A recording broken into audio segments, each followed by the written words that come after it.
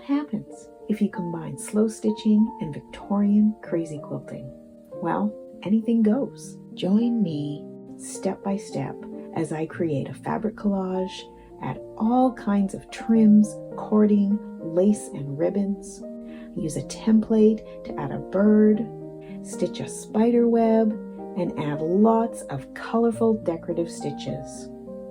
So grab all your trims, cording, and embellishments and join me to create a mini scroll full of crazy color and texture. Let's get started. I have a felt base that is 2.5 inches wide and 9 inches long. I'm going to create a collage, and the inspiration for this collage is crazy quilting, also known as Victorian patchwork. It consists of uneven patchwork, heavily embellished, with lots of hand stitching, particularly on the seams where the two fabrics meet. So that's my inspiration today. You can check out the links in the description to learn more about crazy quilts. I'm going to be using various types of trims, 6-stranded embroidery floss, and a little bit of pearl cotton size 8. For the embroidery floss, I use embroidery needles, and when I'm doing French knots, I use milliner's needles. For the pearl cotton, I use chenille needles, size 24. I also use regular sewing thread for basting down my collage, and I also use sewing thread for stitching down some of the trims. Some other things that you might want are some applique pins or straight pins, a pair of embroidery scissors, clips, these are wonder clips, thimbles, some kind of marking pen that's erasable, and a small iron. I'm starting my collage in the middle, and I'm going to cut a piece that's diamond shaped and place it roughly in the middle of my base. This is the way that I'm going to create these irregular sort of geometric shapes that is very familiar from crazy quilting. I'm going to use applique pins to secure each piece of fabric as I move along, and I'm going to work in an improvisational or intuitive way as I keep adding fabrics one by one. I'm going to pin them in place and then trim them off. That's going to give me these irregular shapes that I'm looking for. All of my fabrics are raw edge that I'm using today, so I'm not folding anything under. This is the way that I work in slow stitching, where all my fabrics are raw edge. So I'm continuing to build this collage, working outward toward the edges, tweaking things as I go, making them fit until I've covered the entire area. Then I take a step away and I come back with a fresh eye. And the thing that I notice is that these two green-blue fabrics are very similar. There's not enough contrast there. So I want to swap out the piece at the top. I'm bringing in this poppy fabric, and it has some of the colors that are already in the piece, and I like the way that that fits better. So I'm going to swap that out and pin that in place, and that will leave that triangular area at the top. So I decide to replace that entire piece of blue fabric and add in a piece of orange in the corner.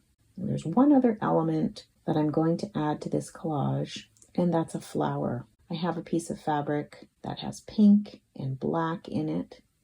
I'm going to cut out a flower shape from there and place it over top of that larger green piece. I like that this is a different kind of shape than the rest of the collage, and the colors are very complementary. And the pink is almost the same as the pink in that zigzag fabric on the upper left. So now that everything's pinned in place, I'm going to baste down all these pieces. I'm using regular sewing thread, and I'm stitching each piece down and removing the pins as I go. I jump across the back, so there's large stitches across the back, and that makes it really easy to take out when I'm ready. So now everything is secured in place. My basting stitches are going to hold everything down. So now I'm ready to begin embellishing. The step I'm going to start with is working on the borders where the two fabrics meet. In crazy quilting, there was lots of decorative stitches around all the edges. And in some cases, there was also different types of trim or lace. So I'm going to bring in all the different types of trims, cordings, and ribbons that I have in my stash, and I'm going to see what works. I'm bringing in 2 different types of lace that I have. And so I'm going to unroll these pieces and lay them across the collage. And I'm looking for texture and color. This is an intuitive process. I've got some cording here, twisted cording in yellow. It's a very nice color match. I also have this glittery cording that I could couch on top. I'm liking that. I also have these daisies. Those might be fun to add. I have some of this hemp cord. It's a little thin. I could braid some of that together, and that might create a nice border. I also have a few colors of this rat tail cording. So I've pulled out this purpley fuchsia piece that I think will work really well. So these are the first few little bits of trim that I'm going to play with, and I can add more as I go along. The other thing that would be fun to add here are birds and animals. Crazy quilts often would have insects, and I was thinking it might be nice to bring out my mini templates. I'll put a link in the description if you want to have a look at those and pick up a set for yourself. And I'm going to test out a few of these today. There's several spots where these templates might work. I could add a bird. I think that cat would be really cute, or the chicken.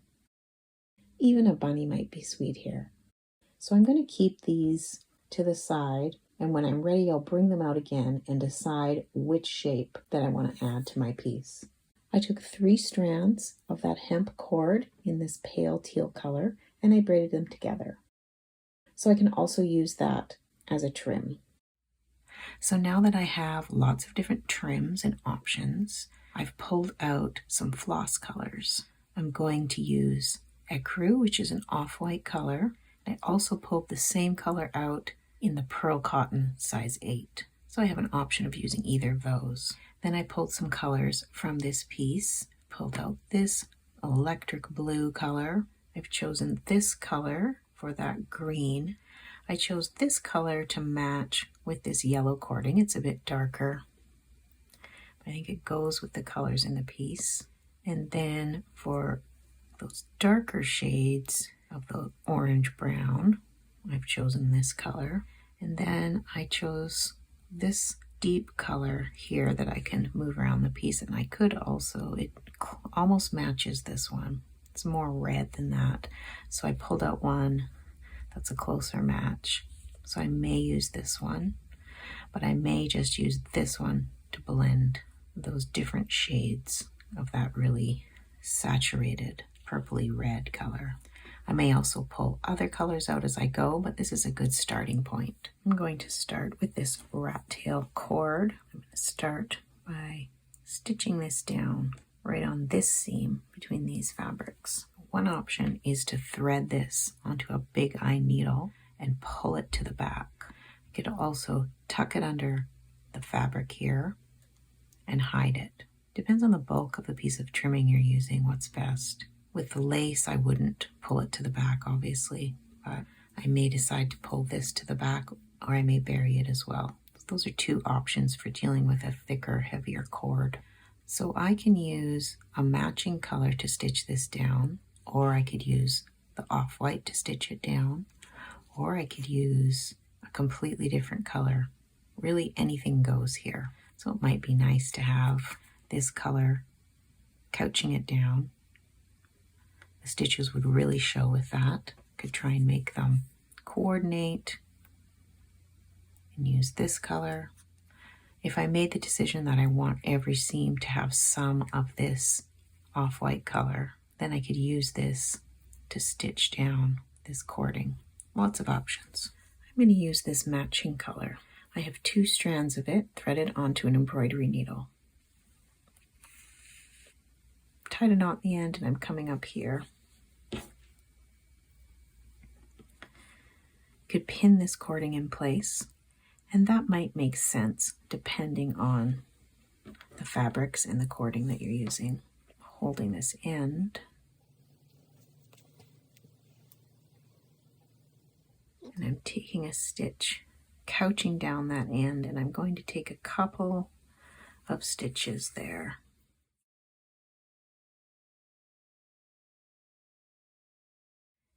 capturing the end of that cording. So this is 3 stitches. Then I'm going to fold this down and come up from the back right at the edge of this fabric.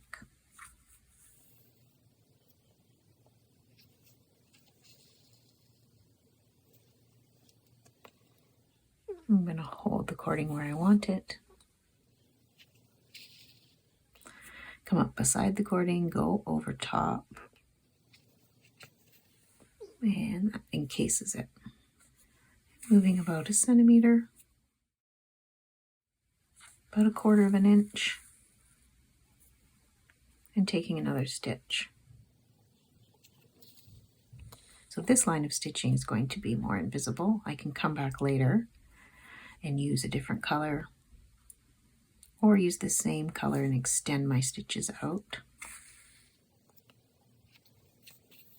But this first pass functions to secure this cording down. This particular type of rat tail cording is very shiny and slippery, so it wants to move around quite a bit.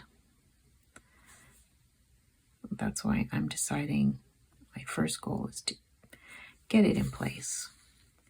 At the end here, I'm going to take several stitches close together.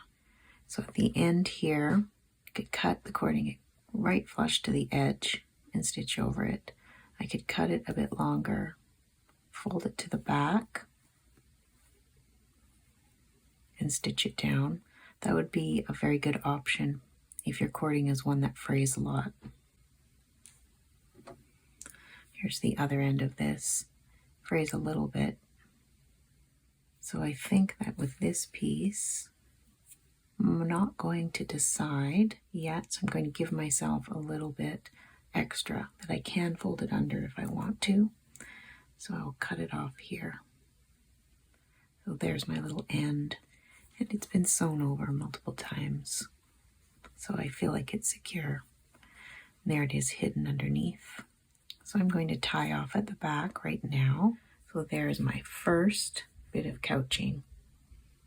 The next one I want to tackle, I think, is this glitter spun. This is a shiny black and silver glittery flat cord. It's a little bit rough. Doesn't seem to have a fraying problem. But I think I want to put it here. So I want to tuck it under the edge, and I've decided to use regular sewing thread in black. I think that's going to work best with this particular type of cording. It's going to be more invisible than an embroidery floss would. This might be a place if you had metallic thread where it might be nice to couch this down with another metallic. So I'm doing the same thing,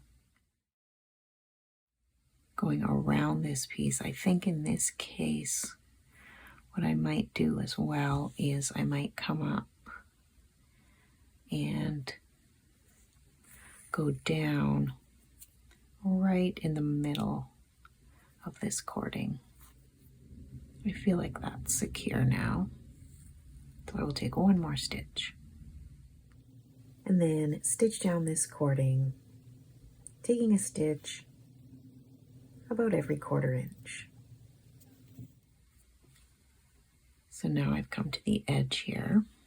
I'm going to take an extra stitch here at the end, beside the one that I've already taken. Then I'm going to cut this a little beyond where I need it, so I can fold it to the back and stitch it down. There's my glitzy cording. Now I want to bring in this braided hemp cording, and I'm going to use this floss. I put 1 strand on my needle this time. I'm coming up in the middle of this braid with my knotted thread. I'm going to going to stitch around a few times,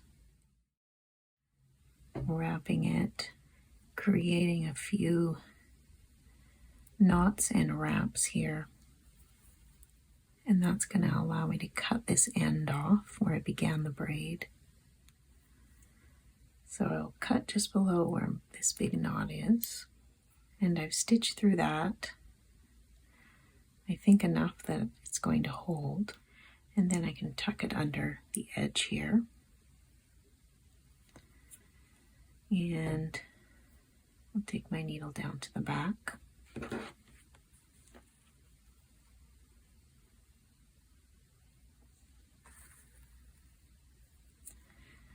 I'm going to couch this down.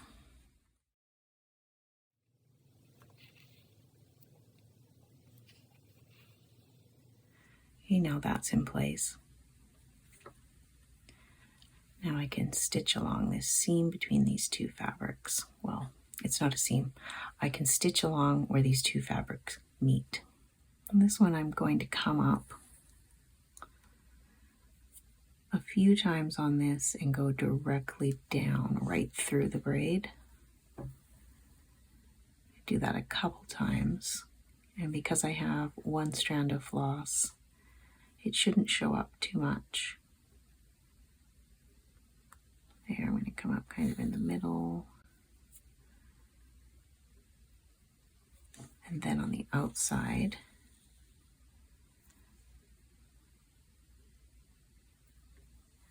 here I'm coming up beside it, and I'm going to go down into it.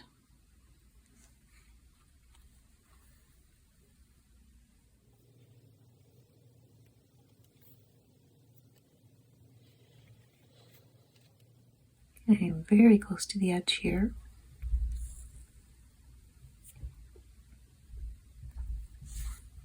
You can see on the back I'm right at the edge.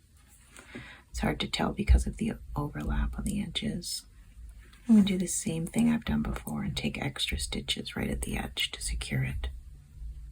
I'm going to fold this to the back and stitch down the edge before I cut.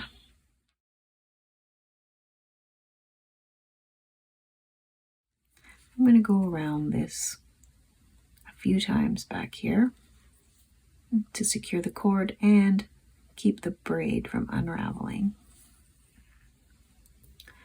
And then I'll cut my braid. Some of these cordings are going to create a bit of bulk, but that's okay. I like the way that looks. So now I'm bringing in this lace, laying it out where I want it, and I'm going to begin to attach it.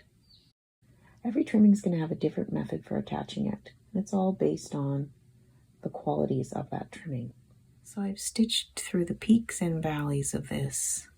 So it's attached at the top. It's still loose at the bottom. And the edge is actually here. I'm going to give myself a bit extra on the end to fold over. So I'm going to take a new piece of thread and stitch this down.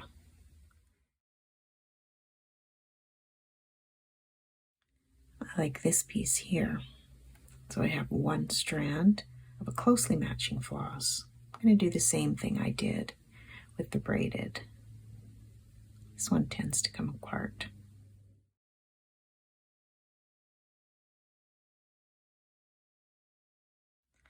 So I've gone around here several times. You can see even as I was stitching, this was coming apart. Well, it's just the nature of this particular rope. I'm going to cut it closer to where I made my knot. I think that should work to tuck it in there. And take my thread to the back here.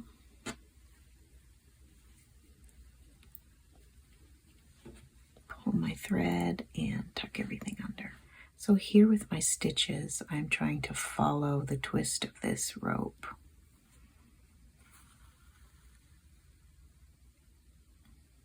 Coming up at the beginning of a twist and following that thread. I'm coming up at the beginning here of this twist, and then I'm going to take my stitch down.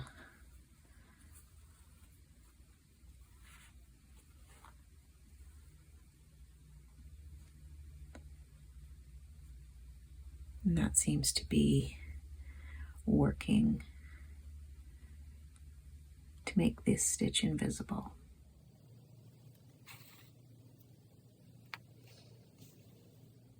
I'm at the end.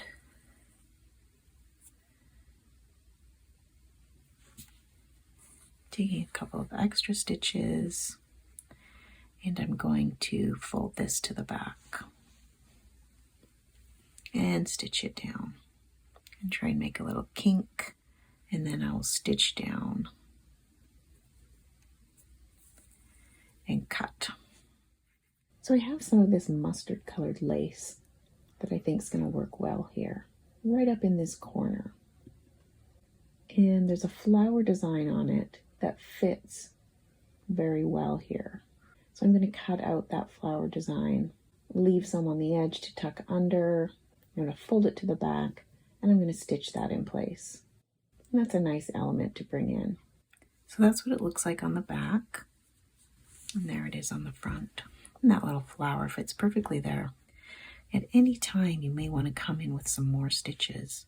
I notice that the edge of this piece hasn't been captured on either side fully.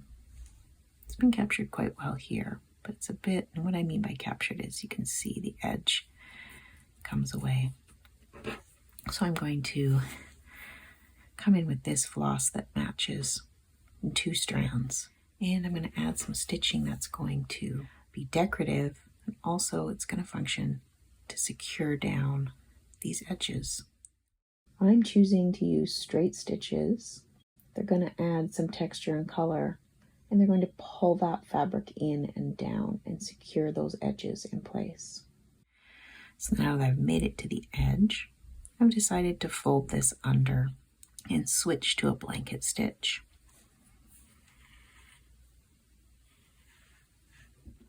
I don't want to pull too much on the fabric.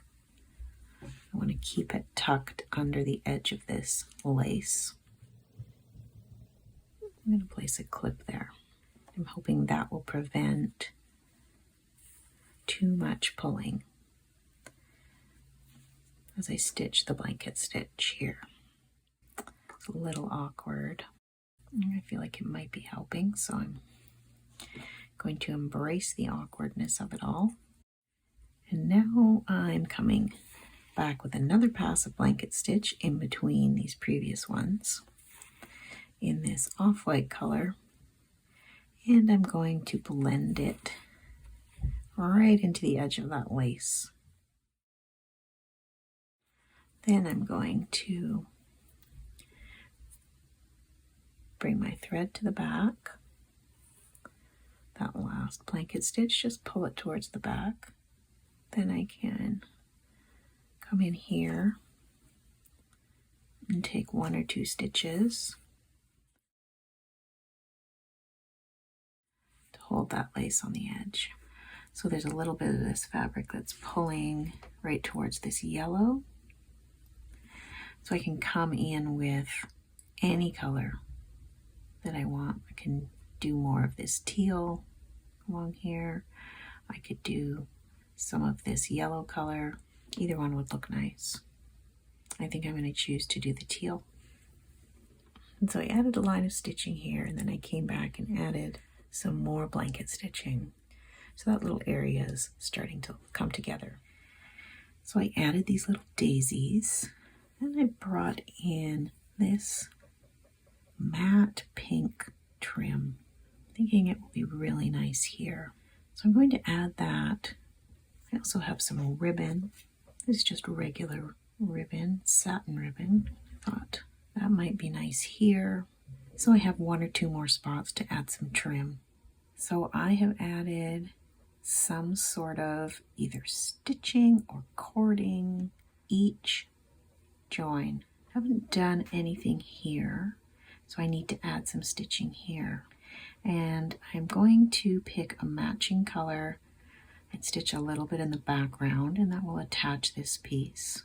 And then I'll be ready to take out my basting stitches. And you can see that some of the fabric is a little bumpy or gathered. So taking out the basting stitches is going to relieve some of that. Then I'll see what I'm working with. Then I can decide what to do next, whether it's adding an animal shape or adding some slow stitching in the different areas. You can see how much this really is inspired by crazy quilting. It's because of all these treatments at the edges where fabric meets fabric. What fun to add all these different trimmings. So I've added some stitching here on this flower. So now I'm ready to take out my basting stitches. So to do that, I snip.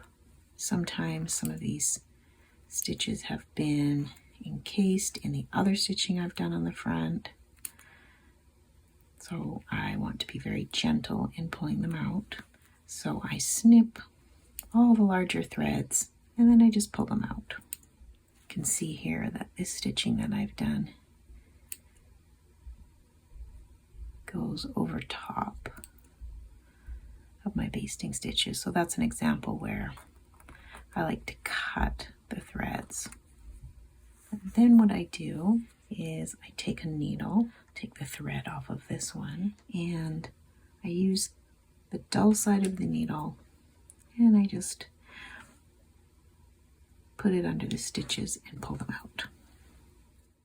This is a really fun part of stitching this piece. I'm going to add a bird shape. I chose this bird with a long tail. There's a couple places where this bird would look good. I think I'm going to put this bird in this green area over on the left. I'm going to bring out my friction erasable pen and trace this template, putting that bird right in the middle, tracing around, and then I'm going to take the off-white, the ecru floss, and 2 strands, and I'm going to stitch around that outline.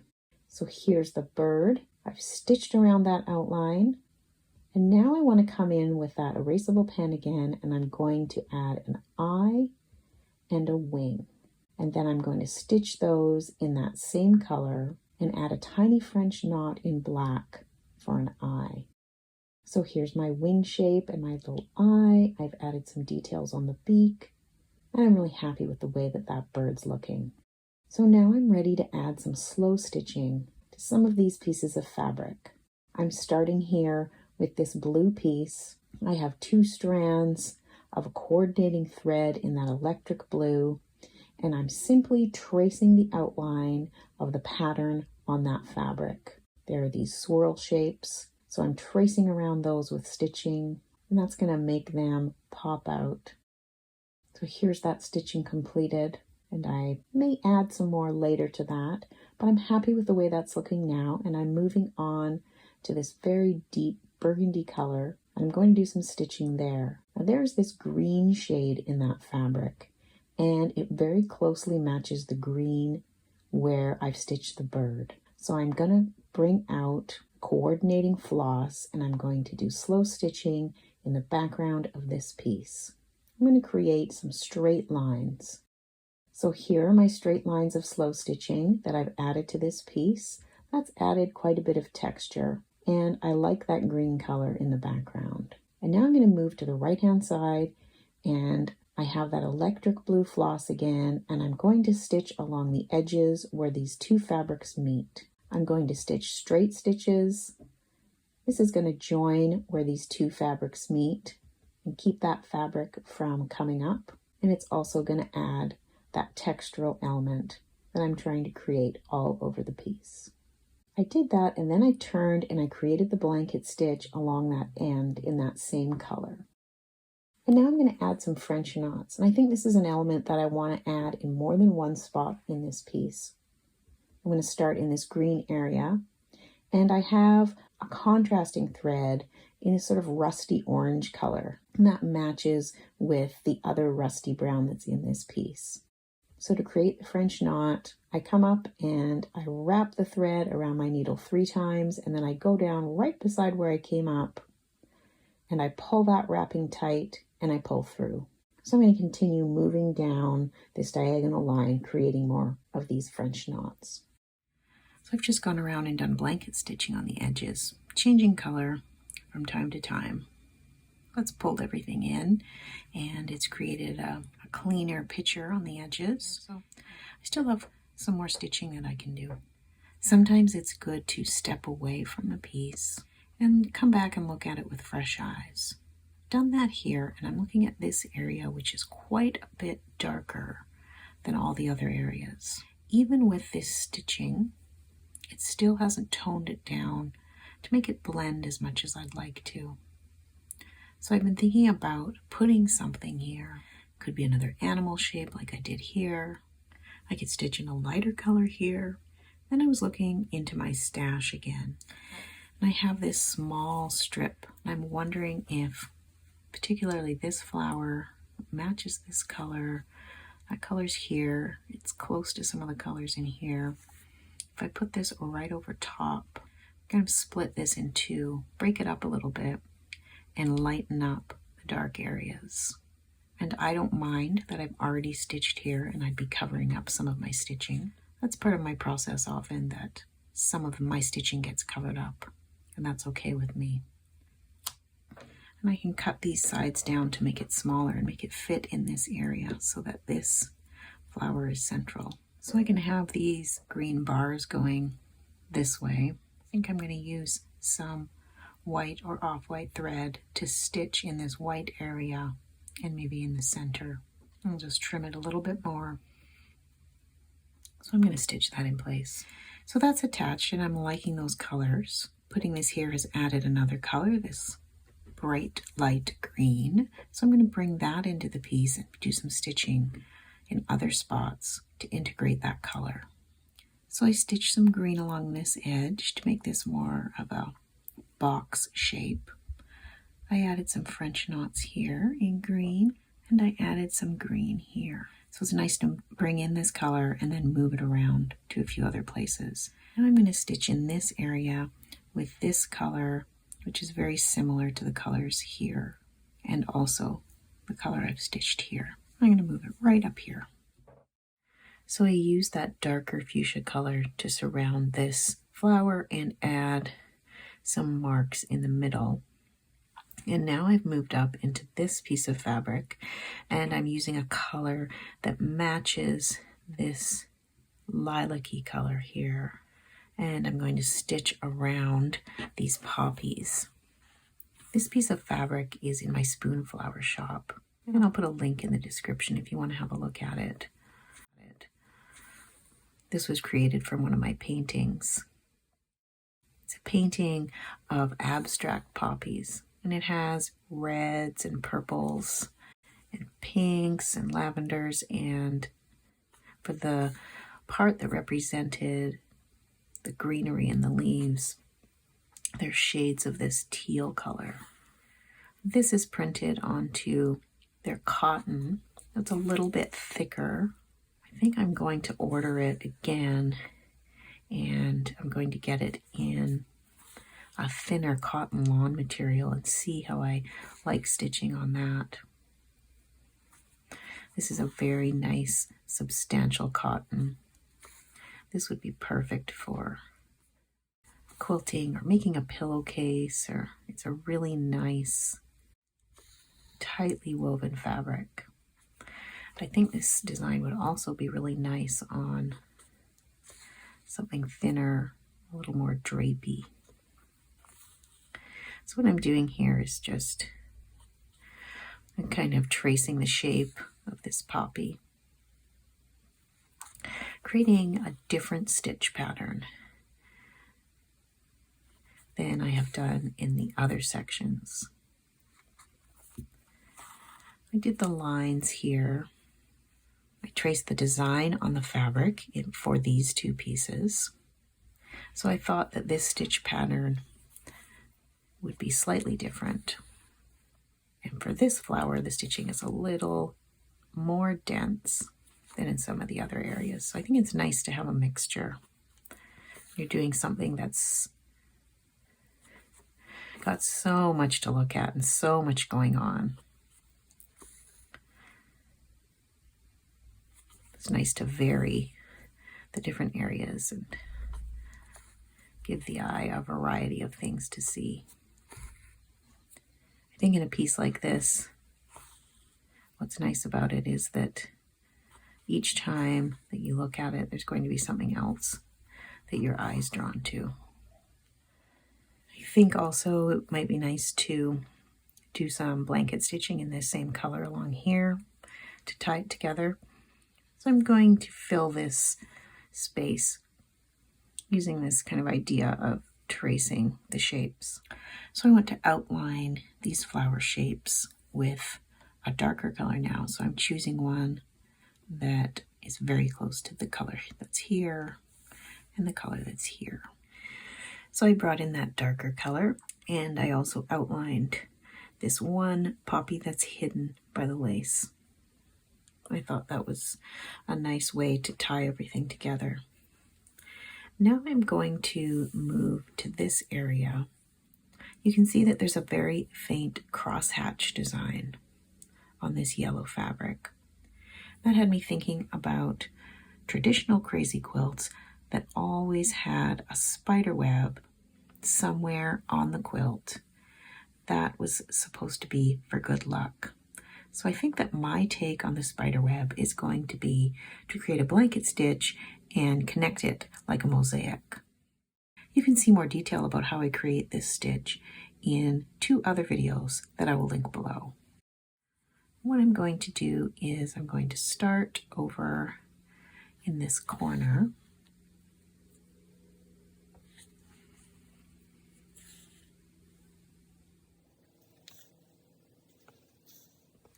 To start creating the shape. So it's going to come out from here. So now that I have these 2 little stitches to anchor off of, I'm going to start creating this blanket stitch. I'm going to hold the thread to the left. I'm going to take a stitch down and come up. I'm making sure the needle comes over top of the thread, so I'm creating a loop. Come down and up again. You can see the thread is underneath my needle, creating a loop. Then what I do to finish off a row is to take a stitch down. And I'm going to come up the beginning of the other row, and if you want to pull your very first stitch of the row over, you can do that and take a stitch down. This all depends on the shape that you want. You can also absolutely just leave it where it was.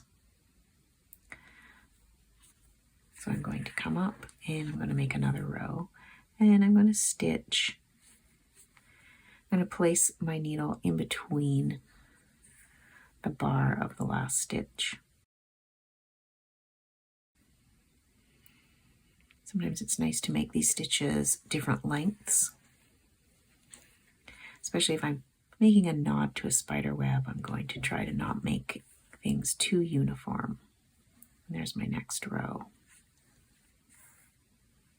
So again, if I want to bring this first stitch out to the edge, I'll come up and then I'll use my needle to pull this stitch over where I want it and take a stitch down. And I'm going to continue this way.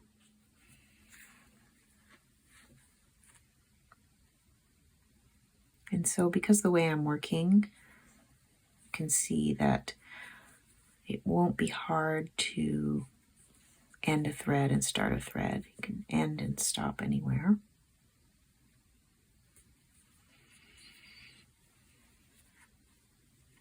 And this thread's starting to get short. So I probably will go down here and I will tie up on the back, and I'll come back with a new length of thread. So I have a new length of thread. I'm going to come up here and I'll pull this stitch over.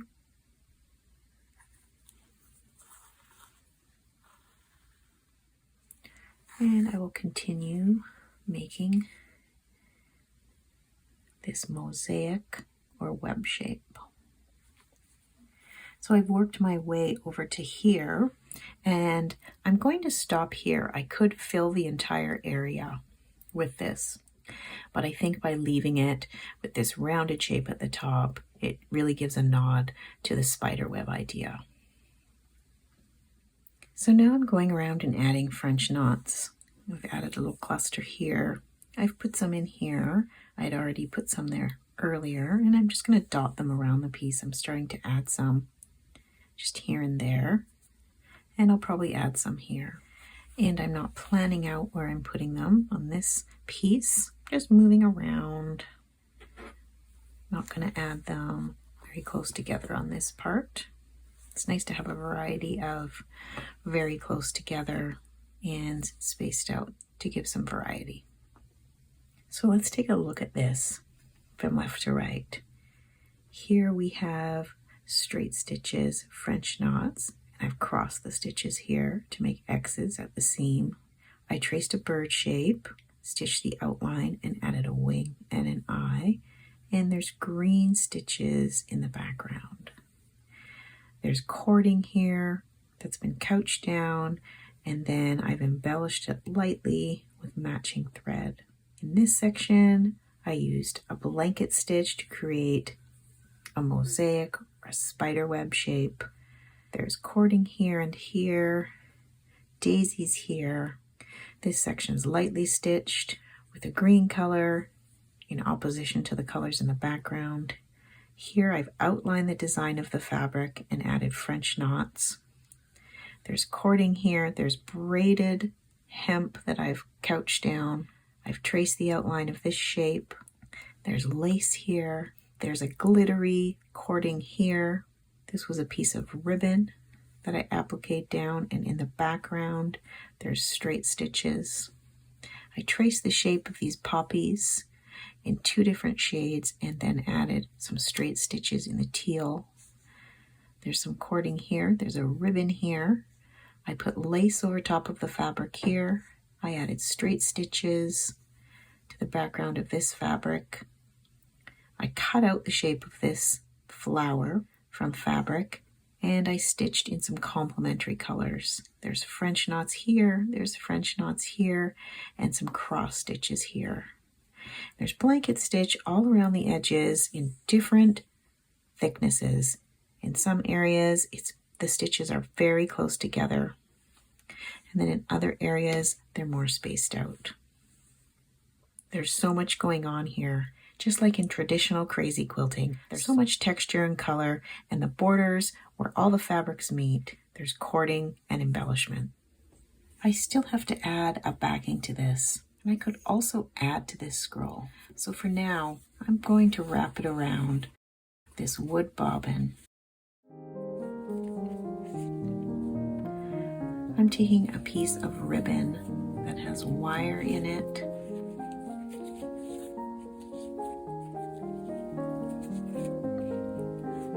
And that's how I'm going to store it for now. I hope you enjoyed this crazy quilting inspired project. Thank you so much for joining me. Until next time, happy stitching.